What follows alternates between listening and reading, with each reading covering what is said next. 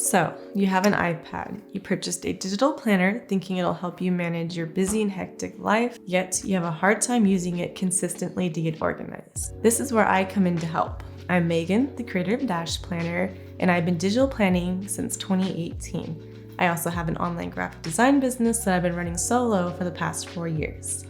And I hate planning. Okay, I don't hate planning, but it's not something I love to do, ironically. So in this video, I'm going to be sharing my top 5 tips for using your digital planner to organize your life with minimal effort and minimal time. Let's get into it. First things first, it's going to sound like common sense, but having your iPad in a convenient location will help you to use your planner more often. So this means keeping your iPad wherever you are throughout the day. For me, in the mornings, I keep my iPad at my desk because that's where I spend my mornings.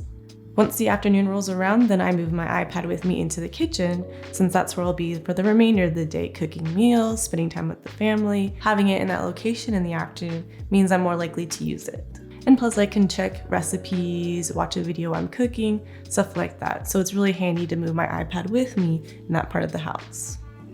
Now I know you're probably thinking, well duh, but trust me, humans are lazy by nature. I don't know how many times I've been cooking and I think, oh, I need to write that down in my planner, but my planner's in the office. I'll write it down later. Spoiler, it never gets written down. So trust me, it's really handy just to have your iPad right there so you don't forget to write things down.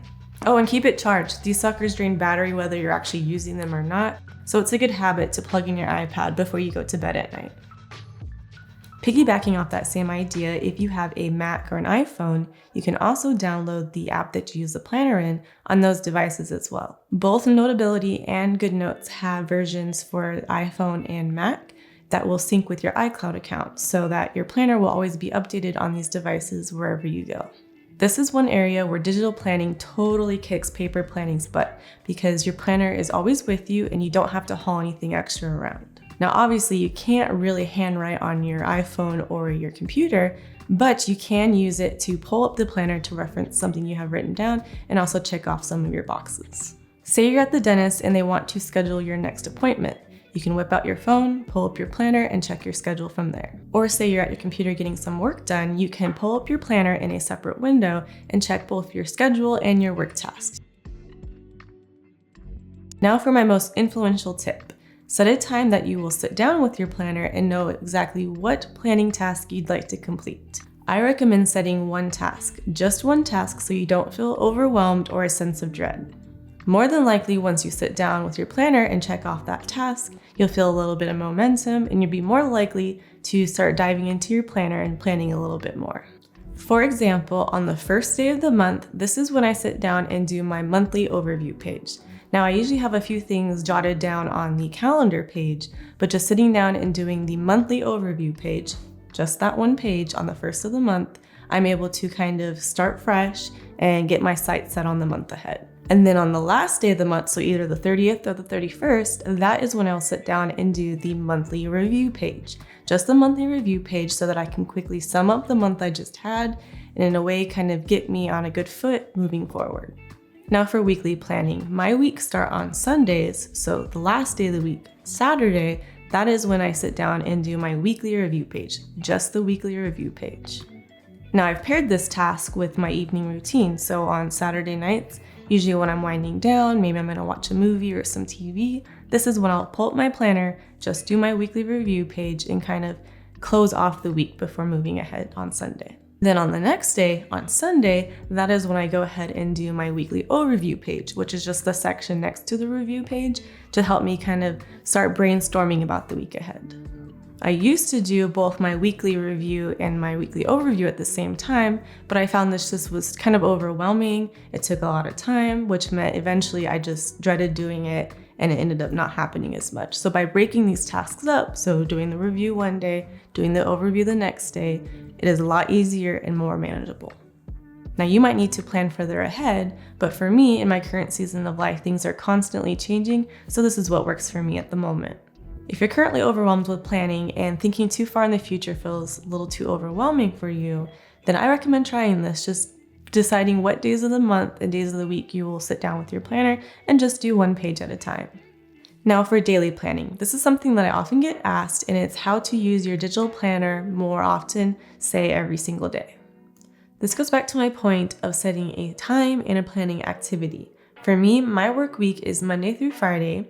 So once I put my daughter down for her first nap, usually around 10 or 11 a.m., that is when I sit down at my desk and try and get as much work done as I can before she wakes up. So once I sit down at my desk, the first thing I do is open my planner and check what tasks I have for that day. Now those tasks are something that I assigned on my weekly overview on Sunday, so that way I kind of already have an idea of what I need to get done for the day. Even if you aren't writing in your planner every single day, just taking time to open and reference your planner every day is huge. It'll help you feel like you are on top of your game and you're more likely to not let things slip through the cracks. This leads me to my next tip, which is other ways that you can use your planner on the daily. Most people will use the planner to write out their daily schedule or daily task list. But instead of keeping a task list, you can also keep a to-done list or a to-da list. And this is basically where instead of keeping a list of all the things you have to do, you start tracking the things that you've accomplished in a day.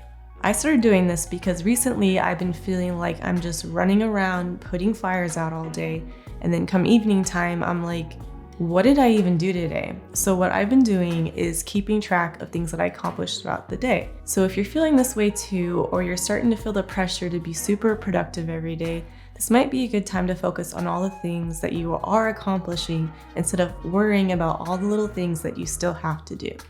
If you like the idea of memory keeping, you can also use your digital planner as a journal. One way to do this is by taking a photo a day. Especially if you have an iPhone, it's super easy to pull up your photos on your iPad, and you can just simply drag a photo over into your planner.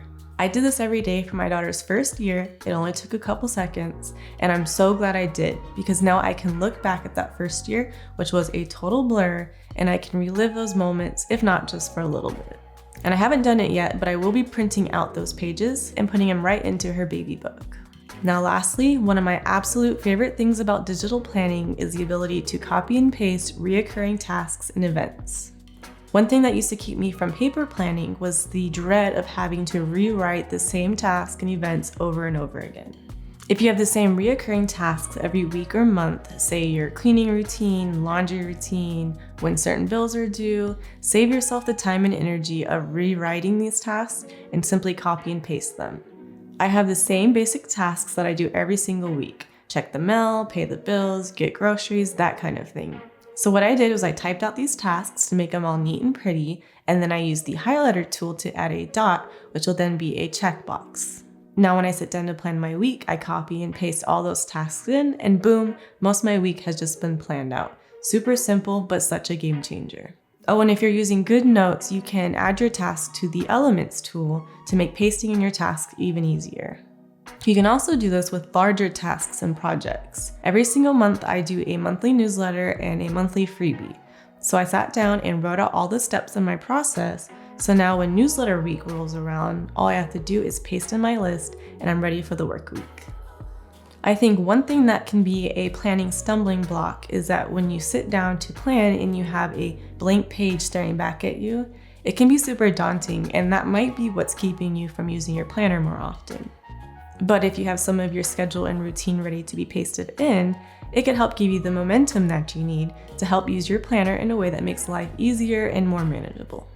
I hope you found these tips helpful. I know they played a major role in helping me use my planner more consistently, and I hope they do the same for you. If you'd like to see more videos like this, or you'd like to see tips on something in particular, please don't hesitate to let me know. I hope you have a wonderful rest of your day, and until next time, happy planning.